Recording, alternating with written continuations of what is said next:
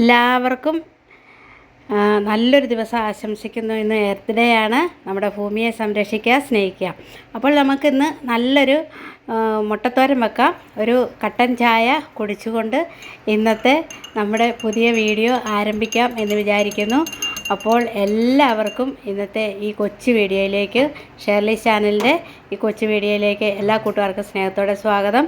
അപ്പോൾ നമ്മുടെ വീഡിയോ കാണുന്നതിന് മുൻപായിട്ടൊന്ന് ലൈക്ക് ചെയ്യുക, സബ്സ്ക്രൈബ് ചെയ്യാത്തവരുണ്ടെങ്കിൽ ഒന്ന് സബ്സ്ക്രൈബ് ചെയ്ത് സപ്പോർട്ട് ചെയ്യാനും മറക്കരുത്. അപ്പോൾ നമുക്ക് 2 മുട്ട കൊണ്ട് നല്ല പുളിപ്പായിട്ടുള്ളൊരു മുട്ടത്തോരൻ റെഡിയാക്കാം. അതിനായിട്ട് 2 മുട്ട എടുത്തിട്ട് അല്പം ഉപ്പും കുരുമുളകും ഇട്ട് നന്നായിട്ട് അടിച്ച് വെക്കാം. അതിന് ശേഷം നമ്മൾ ഒരു 1/2 ക്യാരറ്റാണ് എടുത്തിരിക്കുന്നത്. ഒത്തിരി വേണ്ടവർക്ക് അതിൻ്റെ അനുസരിച്ചെടുക്കാം. 1/2 ക്യാരറ്റ്, ഒരു സവാള, ഒരു ചെറിയ തക്കാളി, ഇത്രയും സാധനങ്ങൾ ഞാനിവിടെ റെഡിയാക്കി വെച്ചിട്ടുണ്ട്. അല്പം മുളക് പൊടിയും അല്പം ഉപ്പും കൂടി വേണം. അപ്പോൾ നമ്മൾ ഒരു ചീനച്ചട്ടി അടുപ്പത്ത് വെച്ചതിന് ശേഷം ആദ്യം നമ്മൾ അടിച്ചു വെച്ചിരിക്കുന്ന മുട്ട ഇട്ട് ഒന്ന് ചിക്കിയെടുക്കാം. അധികം വെന്ത് പോകണം, നല്ല സോഫ്റ്റായിട്ട് നമുക്ക് ഈ മുട്ടയിന്ന് ചിക്കിയെടുക്കാം. നമ്മൾ ഈ ഉള്ളിയൊക്കെ ചിക്കിയതിന് ശേഷം, മൂപ്പിച്ചതിന് ശേഷം അതിലേക്ക് മുട്ട ഒഴിച്ച് കഴിഞ്ഞാൽ അത് കുഴഞ്ഞു പോകും. അപ്പോൾ ഇത് നല്ല എന്താ പറയുക, നല്ല പടുവിടാന്ന് ഫ്രൈ ആയിട്ടിരിക്കാൻ വേണ്ടിയാണ് ഇങ്ങനൊരു തോരൻ റെഡിയാക്കുന്നത്. അപ്പോൾ നമ്മളുടെ ഈ മുട്ടയൊക്കെ ഒന്ന് ചിക്കി നമുക്ക് മറ്റൊരു ബൗളിലേക്ക് ഇതൊന്ന് മാറ്റി വയ്ക്കാം. കൂടുതൽ മുട്ട വേണ്ടവർ കൂടുതലെടുക്കാം, കുറച്ച് വേണ്ടവർ നമ്മളെ വീട്ടിലെ അംഗങ്ങളനുസരിച്ച് നമുക്ക് ഇങ്ങനെയുള്ള ഒരു തോരൻ റെഡിയാക്കാവുന്നതാണ്.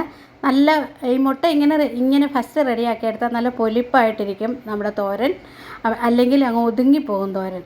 അപ്പോൾ നമുക്ക് ഇനി അല്പം എണ്ണ ഒഴിച്ച് നമ്മുടെ ഈ സവാളയൊന്ന് നമുക്ക് ഒന്ന് വഴറ്റാം. നല്ലതായിട്ടൊന്ന് വഴറ്റിയെടുത്ത് കരിഞ്ഞു പോകാതെ നല്ല ബ്രൗൺ നിറത്തിൽ വഴറ്റിയെടുക്കുക. അതിലേക്ക് അല്പം കറിവേപ്പില ഇടുക. പച്ചമുളകായാലും ചേർത്ത് കൊടുക്കാം മുളക് പൊടിക്ക് പകരം. ഞാനിതിലേക്ക് അല്പം മുളക് പൊടിയും ഉപ്പും കൂടി ചേർത്ത് കൊടുക്കുന്നുണ്ട്. അപ്പോൾ ഇത് നല്ലതായിട്ട് ഒന്ന് ഇളക്കി കൊടുത്തതിന് ശേഷം നമുക്ക് ഇതിലേക്ക് പൊടിയായിട്ട് അരിഞ്ഞു വെച്ചിരിക്കുന്ന നല്ല കനം കുറച്ച് നമ്മൾ ക്യാരറ്റ് അരിഞ്ഞു വെക്കണം. അപ്പോൾ ആ ക്യാരറ്റ് ഇട്ട് കൊടുത്തിട്ട് ഒന്ന് വഴറ്റി കൊടുക്കുക. വഴറ്റി കൊടുത്തത് ചെറുതായിട്ടൊന്ന് വെന്താൽ മതി, അധികം വെന്ത് പോകണ്ട. പൊടിയായിട്ട് കനം കുറച്ച് അരിഞ്ഞിരിക്കുന്നത് കൊണ്ട് വേഗം വെന്ത് പോവും.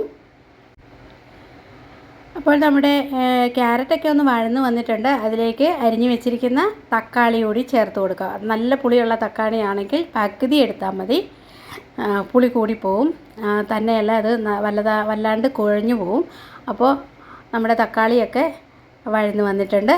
ഇനി നമുക്ക് ഇത് എല്ലാവരും സൈഡിലേക്ക് മാറ്റിയതിന് ശേഷം ചിക്കി വെച്ചിരിക്കുന്ന മുട്ടയിട്ട് നല്ലതുപോലെ നമ്മുടെ ക്യാരറ്റും തക്കാളി ഉള്ളിയൊക്കെ ആയിട്ടൊന്ന് മിക്സ് ചെയ്ത് കൊടുക്കാം.